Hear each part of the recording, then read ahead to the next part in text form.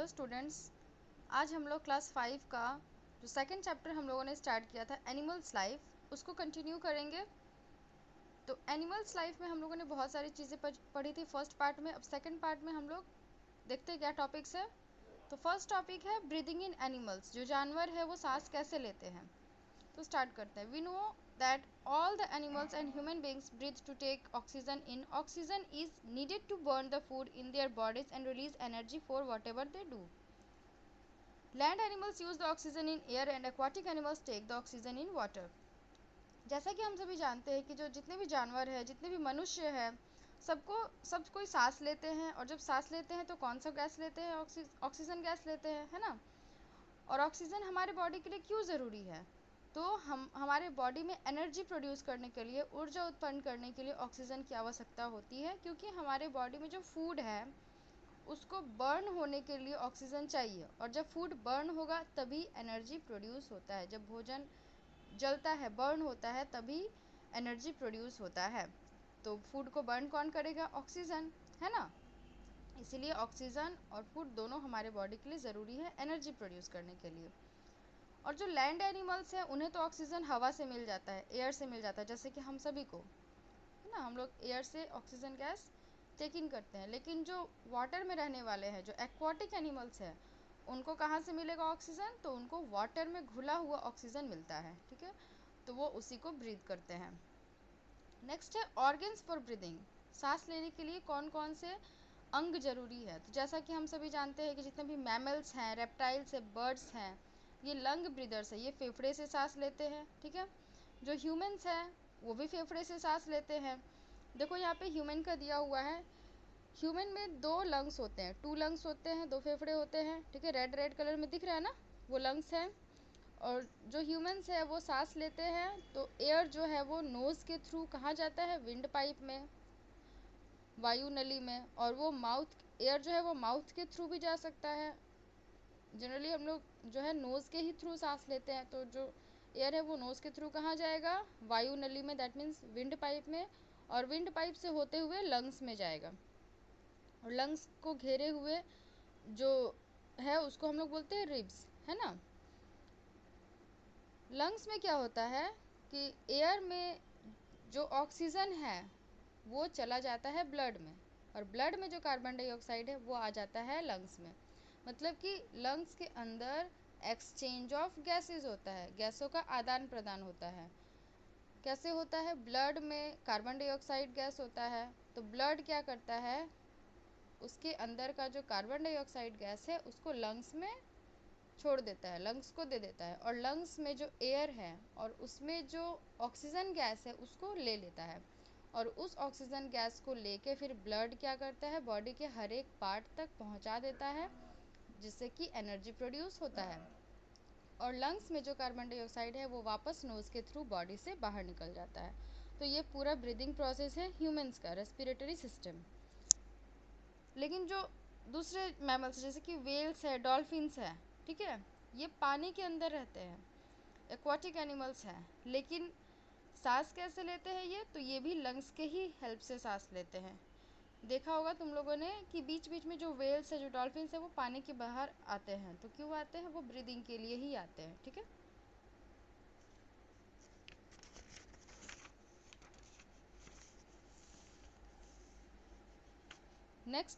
Next देखते हैं। तो यहाँ पे ग्रास हॉपर का दिया हुआ है कि ग्रास हॉपर जो है वो कैसे ब्रीथ करता है। तो ग्रास हॉपर के बॉडी में स्पाइरिकल्स होते हैं। स्पाइरिकल्स क्या होते हैं? इसके बॉडी में बहुत सारे होल्स होते हैं, बहुत सारे छेद होते हैं, जिसे हम लोग स्पाइरिकल्स बोलते हैं। दिख रहा है ना?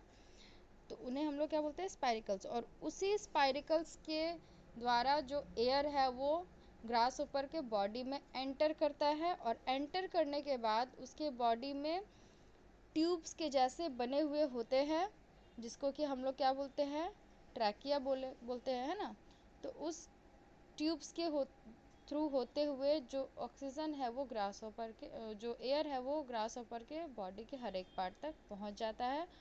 और फिर वहाँ पे क्या होता है कि ऑक्सीजन और कार्बन डाइऑक्साइड जो गैसेस है वो एक्सचेंज हो जाते हैं। जो ग्रास हॉपर के बॉडी में जो कार्बन डाइऑक्साइड है वो फिर बाहर निकल आता है, और जो ऑक्सीजन है वो उसके हर एक पार्ट तक पहुंच जाता है ग्रास हॉपर के बॉडी के हर एक पार्ट तक। तो मेन इसमें यही जानना है ग्रास हॉपर जो है वो किसके हेल्प से ब्रीथ करता है, तो वो स्पाइरिकल्स के हेल्प से ब्रीथ करता है। स्पाइरिकल्स क्या है, ग्रास हॉपर के बॉडी में बहुत सारे एयर होल्स है, बहुत सारे होल्स है, छोटे छोटे छेद हैं जिसके द्वारा जो एयर है वो ग्रास हॉपर के बॉडी में एंटर करता है।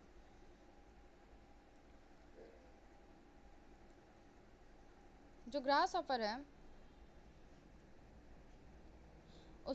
उसके बॉडी में जो क्या होता है कि जो उनके बॉडी में जो ब्लड है उसमें हीमोग्लोबिन नहीं होता है, ठीक है। तो जैसे कि हम लोग जानते हैं कि ह्यूमन के बॉडी में क्या होता है, जो एक्सचेंज है गैस का वो ब्लड के हेल्प से होता है। ब्लड क्या करता है कि कार्बन डाइऑक्साइड को दे देता है और ऑक्सीजन को ले लेता है, लेकिन इंसेक्ट के बॉडी में ऐसा नहीं होता है। ब्लड के द्वारा एक्सचेंज नहीं होता है गैसेस का, क्योंकि जो ब्लड है उसमें हीमोग्लोबिन ही नहीं है, और हीमोग्लोबिन ही एक्सचेंज का काम करता है। हीमोग्लोबिन के कारण ही जो ऑक्सीजन है वो ब्लड के अंदर आता है और कार्बन डाइऑक्साइड बाहर निकलता है। तो अगर ब्लड में हीमोग्लोबिन ही ना हो तो एक्सचेंज होगा क्या, नहीं होगा। तो इसीलिए कीड़ों में ब्लड के द्वारा एक्सचेंज नहीं होता है, ये डायरेक्टली एक्सचेंज हो जाता है ट्यूब्स में ही। नेक्स्ट दिया हुआ है अर्थवर्म का, केचुआ का। केचुआ जो है उसका जो स्किन होता है बहुत ही पतला होता है। केचुआ हो गया या फिर फ्रॉग है ना, उसका स्किन बहुत ही पतला होता है। और जब ये पानी के अंदर रहते हैं तो क्या होता है कि जो केचुआ का जो स्किन है उसी के थ्रू जो ऑक्सीजन है वो उसके बॉडी में एंटर कर जाता है, ठीक है। Some animals like earthworms and frogs breathe through their skin in water. पानी के अंदर वो स्किन के चमड़े की हेल्प से सांस लेते हैं, अर्थवर्म और frog. A frog breathes through its lung on land. जो फ्रॉग है वो पानी में भी रहता है, ज़मीन पे भी रहता है। तो जब वो ज़मीन पे रहता है तो वो फेफड़ों की मदद से सांस लेता है, और जब वो पानी के अंदर रहता है तो अपने स्किन की मदद से। Earthworms have very thin skin and they can exchange oxygen and carbon dioxide through their skin. Air dissolved in their blood help them to stay moist to breathe. जो अर्थवर्म है उसका स्किन बहुत पतला होता है, चमड़ा बहुत पतला होता है, तो जो एक्सचेंज होता है गैसेस का वो उसके चमड़े से ही हो जाता है। ऑक्सीजन उसके बॉडी के अंदर आ जाता है और जो कार्बन डाइऑक्साइड है वो बाहर निकल जाता है। और जो ब्लड के अंदर जो एयर जो डिज़ोल्व होता है, घुला हुआ जो एयर होता है उसके कारण जो है जो अर्थवर्म है वो उनको सांस लेने में आसानी होती है, ठीक है। नेक्स्ट है डिफरेंट वेज ऑफ मूवमेंट। वो तो ब्रीदिंग का हम लोगों ने पढ़ा। अब मूवमेंट के अलग अलग तरीके, किस तरीके से कौन सा जानवर मूव करता है, एक जगह से दूसरे जगह जाता है, इसके बारे में पढ़ना है। All animals move, they move in search of food, make their homes और nests and protect themselves and their young ones. Some animals like the cheetah and run very fast, but some are very slow movers like the tortoise. Some animals move on land, some swim in water and some fly in the air. जो जानवर है वो move करते हैं, अपना जगह change करते हैं, एक जगह से दूसरे जगह जाते हैं, किस लिए, भोजन की तलाश में, या फिर अपना घर बनाने के लिए, या फिर अपनी नेस्ट बनाने के लिए, घोंसला बनाने के लिए, या फिर खुद को सुरक्षित रखने के लिए और अपने बच्चों को सुरक्षित रखने के लिए। इन सब कारणों से जो एनिमल्स है वो अपना जगह परिवर्तित करते रहते हैं। कुछ जानवर है जो बहुत तेज़ दौड़ते हैं जैसे कि चीता है, कुछ बहुत धीमे चलते हैं जैसे कि टर्टॉइज है, कुछ जो है वो ज़मीन पे रहते हैं, कुछ पानी में रहते हैं और कुछ हवा में तैरते हैं। तो इन सभी के बारे में हम लोग पढ़ेंगे। तो पहला है movement on land animals, movement of land animals. ज़मीन पे जो रहने वाले जो जानवर है वो किस तरीके से मूव करते हैं। Many land animals like tiger, lion, horse have 4 limbs. The front limbs are known as forelimb and the back limbs are known as hind limbs. Some of them, such as horses, use all 4 limbs to move, while some others use the only hind limbs like rabbits. जो ज़मीन पे रहने वाले जानवर हैं वो उनमें 4 पैर होते हैं, 4 लिम्स होते हैं। हाथ पैर को हम लोग लिम्स बोलते हैं, हाथ और पैर दोनों को मिला के लिम्स बोला जाता है। तो जो आगे के जो लिम्स होते हैं उनको बोलते हैं फोर लिम्स, और जो पीछे वाले जो लिम्स होते हैं उनको बोलते हैं hind limbs. Four limbs means हाथ और हिंड लिम्स मीन्स पैर। तो कुछ ऐसे जानवर हैं जो अपने चारों पैरों पे दौड़ते हैं, 4 लिम्स पे दौड़ते हैं, जैसे कि हॉर्स हो गया, लायन है ना, टाइगर, ये सारे फोर लिम्ब और हिंड लिम्स दोनों का इस्तेमाल करते हैं मूवमेंट के लिए, चारों पैरों पे चलते हैं। लेकिन कुछ ऐसे भी हैं जो कि सिर्फ 2 पैरों पे ही चलते हैं, जैसे कि रैबिट हो गया, ह्यूमंस हो गया, है ना। मनुष्य भी 2 पैरों पे ही चलता है, ऐसा तो नहीं कि हाथ और पैर दोनों से चलता है, नहीं ना। तो ये सिर्फ हिंड लिम्ब से चलता है, फॉर लिम्ब से नहीं। Movement of some special land elements, कुछ ऐसे जीव जो कि कुछ अलग तरीके से मूव करते हैं, जैसे कि लिजर्ड है, टर्टल्स है, क्रोकोडाइल है, इनको हम लोग क्या बोलते हैं, रेप्टाइल्स बोलते हैं। इनके जो पैर, इनमें पैर होते हैं लेकिन बहुत ही छोटे होते हैं, इसलिए ये चलते नहीं है, ये रेंगने वाले हैं, क्रॉल करते हैं, मीन्स रेंगते हैं, ठीक है। Snakes and reptiles that have no legs at all. Snakes are reptiles that have no legs at all. A snake has certain scales or plates on the underside of its body that help it to move. Earthworms move by contracting and extending their bodies. जो snacks है वो भी reptiles में ही आते हैं, सरीसृप में ही आते हैं, लेकिन उनके पैर नहीं होते हैं। तो जो स्नेक्स है वो फिर कैसे मूव करते हैं, तो इनके बॉडी के निचले भाग में कुछ ऐसे स्केल्स पाए जाते हैं, जिसके कारण, स्केल्स बताया हुआ है पहले, तो जो स्केल्स है रेप्टाइल्स के, स्नेक के बॉडी के जो निचला वाला पार्ट है उसमें ऐसे स्केल्स पाए जाते हैं जिससे, जो कि इसको मूवमेंट में, इसको चलने में हेल्प करता है। बिना पैर के भी जो स्नेक से आसानी से चल पाते हैं। अर्थवर्म्स जो हैं वो कैसे मूव करते हैं, वो कॉन्ट्रैक्ट करते हैं एक बार और एक बार एक्सटेंड करते हैं, मतलब सिकुड़ते हैं फिर फैलते हैं, सिकुड़ते हैं फिर फैलते हैं, इस तरीके से वो मूव करते हैं। कभी अर्थवर्म को सबने देखा होगा किस तरीके से वो मूव करते हैं, तो ध्यान से अगर देखा जाए तो वो अपने बॉडी को सिकोड़ लेते हैं, पहले कॉन्ट्रैक्ट कर लेते हैं, फिर एक्सटेंड करते हैं, इस तरीके से वो आगे की ओर बढ़ते जाते हैं। Insects have 6 legs to walk. Ants and cockroaches crawl using their legs. Some insects like the grasshopper hop with their strong hind limbs. Insects है जो कीड़े हैं उनमें 6 पैर होते हैं चलने के लिए। एंड्स और कॉकरोचेस जो हैं वो किसके हेल्प से चलते हैं, अपने पैरों के हेल्प से चलते हैं, जैसे कि यहाँ पे कॉकरोच का दिया हुआ है ना। कुछ ऐसे भी इंसेक्ट्स जैसे कि ग्रास हॉपर है, वो अपने हिंड लिम्स के हेल्प से, पीछे के जो पैर है उसके हेल्प से ये हॉप करते, मीन्स कूद कूद के, उछल उछल के ये मूव करते हैं। Some insects can fly. They have wings made up of tiny scales. They move their wings with the help of their chest muscles. कुछ ऐसे भी कीड़े हैं जो कि उड़ सकते हैं और उनके बॉडी में विंग्स बने हुए होते हैं, जो कि छोटे छोटे स्केल्स से मिलके बने हुए होते हैं, वो विंग्स, वो पंख। और वो अपने विंग्स को किसके हेल्प से मूव करते हैं, अपने चेस्ट मसल्स, उनके सीने में जो मांस होते हैं, जो मसल्स होते हैं, उससे फोर्स लगा के वो अपने विंग्स को मूव करते हैं। तो ये हो गया लैंड एनिमल्स का। अब मूवमेंट ऑफ बर्ड्स, जो आकाश में उड़ने वाले जो जीव है जैसे कि बर्ड्स, वो कैसे मूव करते हैं। We know that the most birds fly in the air through their wings. The wings are their fore limbs. They push themselves in the air by moving their wings up and down. They have small and light bodies that help them to fly. They use their hind limbs to run, move, hop, perch, or scratch the ground for prey. Some birds like ostrich, kiwi, etc. cannot fly because of their heavy bodies and weak wings. जैसा कि हम सभी जानते हैं कि जो birds हैं, जो पक्षी है, वो अपने विंग्स के हेल्प से फ्लाई करती है।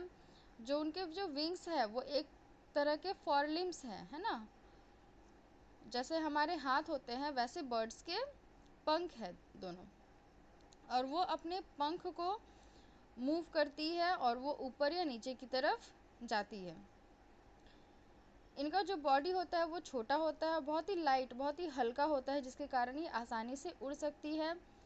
तो ये अपने जो पैर है, जो हिंड लिम्स है, पीछे के जो पैर हैं, उनका इस्तेमाल किस लिए करती है, तो दौड़ने के लिए, एक जगह से दूसरी जगह चलने के लिए, उड़ने के लिए हिंड लिम्ब का इस्तेमाल नहीं करती है। सिर्फ ज़मीन पे जब ये रहती है तभी हिंड लिम्ब का इस्तेमाल करती है। तो चलने के लिए करे, दौड़ने के लिए करे, हॉप करने के लिए, से कूदने के लिए, या फिर पर्च या स्क्रैच करने के लिए, ज़मीन से अगर कीड़ों को निकालना हो या फिर दानों को निकालना हो तो उसको स्क्रैच करके, खरोच करके, किससे खरोचती है ज़मीन को, अपने पैरों से खरोच करके निकालती है।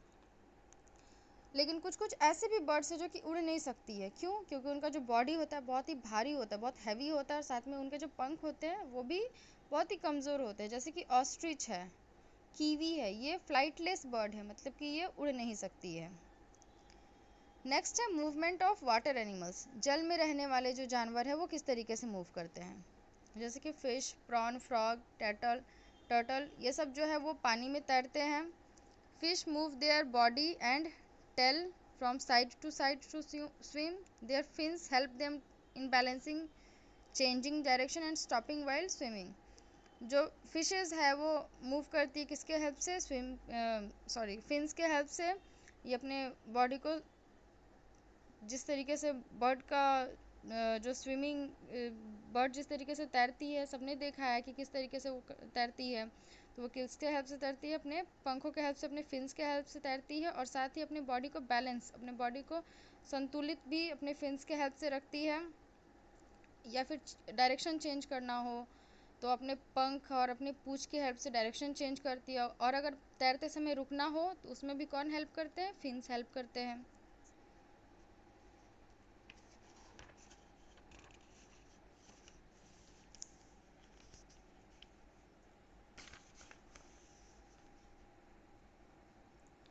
Turtles have paddle-like limbs to swim. Penguins use their wings like flippers to swim. Prawns and tadpoles use their legs to swim. जो टर्टल्स जो हैं उनके जो लिम्स होते हैं वो पैडल की तरह होते हैं। इस तरीके से, जैसे कि ये टर्टल का जो पैर है वो पैडल की तरह दिखता है। तो वो क्या करते हैं, उसके हेल्प से ये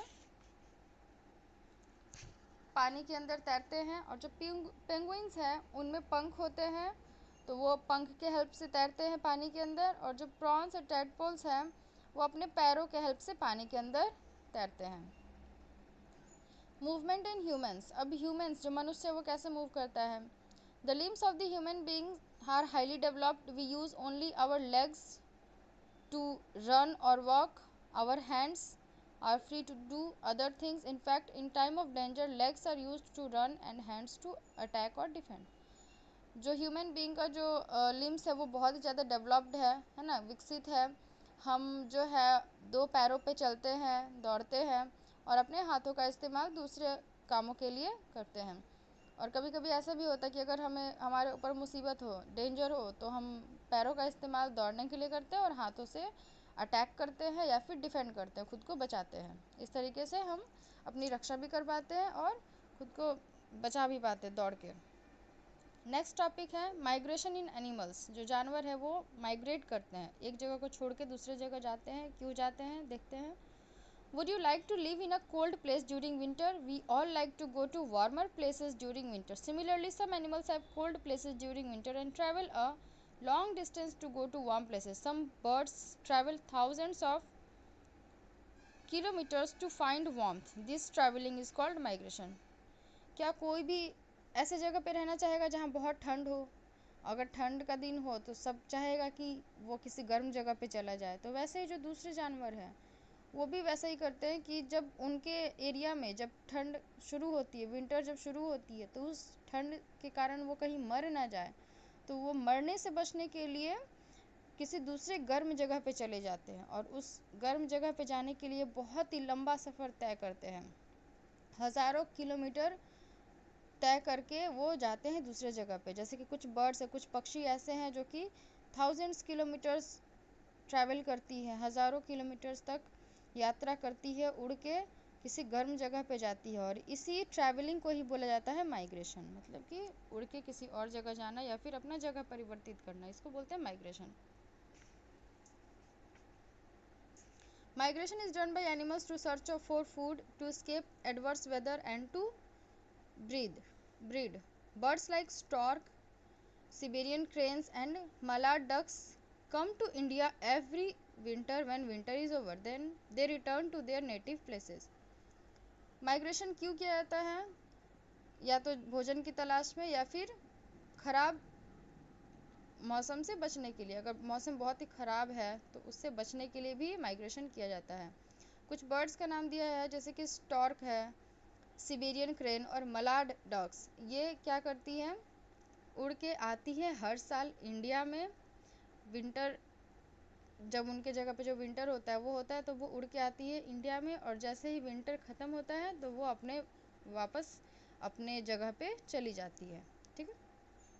सम animals like deer also travel several kilometres in search of their food. They travel in hertz.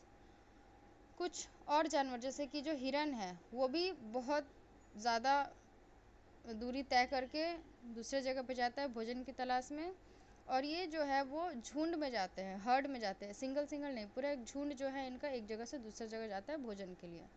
Some butterfly like the monarch also migrate from Canada to Mexico. They go back in summer. Some eels that live in freshwater swim more than 1,000 kilometers for laying their eggs in the sea. The young eels come back to their homes, but their parents die in the sea. कुछ butterfly जैसे कि monarch जो butterfly है वो भी migrate करती है। कहाँ से आती है, कनाडा से कहाँ जाती है, मैक्सिको में। ठीक है। और जैसे ही फिर समर शुरू होता है तो गर्मी शुरू होता है तो फिर वो गर्मी के समय में अपनी जगह पे चली जाती है। मछली भी है जैसे कि ईल मछली, ईल जो फिश है वो फ्रेश वाटर में रहती है ना, मीठे जल में रहती है, नदी में, ये सब तालाब में, इन जगहों पे रहती है ये ईल मछली।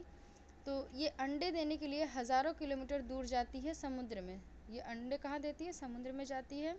और जब ये अंडे दे देती है तो जो नए बच्चे हैं, जो नई मछलियाँ हैं, यंग ईल्स है, वो वापस अपने घर चली आती हैं, लेकिन जो उनके पेरेंट्स हैं वो उसी समुद्र में मर जाते हैं। It has not yet clearly understood how much such creatures decide whether to migrate. Scientists are using various methods to study and track migrating birds. तो अभी भी सही तरीके से सबके पास जानकारी नहीं है कि कितने ऐसे जीव हैं जो कि माइग्रेशन करते हैं। साइंटिस्ट जो है अभी भी बहुत सारे तरीक़ों को ढूंढ रहे हैं कि किस तरीके से जो बर्ड्स है वो एक जगह से दूसरे जगह जाती है, आखिर किस तरीके से उन्हें पता चलता है कि उन्हें जाना कहाँ है, कैसे जाना है। तो इन सब के बारे में अभी भी साइंटिस्ट जो है वो पता कर रहे हैं। तो ये चैप्टर जो है कंप्लीट हो गया है। इस चैप्टर को देख के अच्छे से समझ लेना है।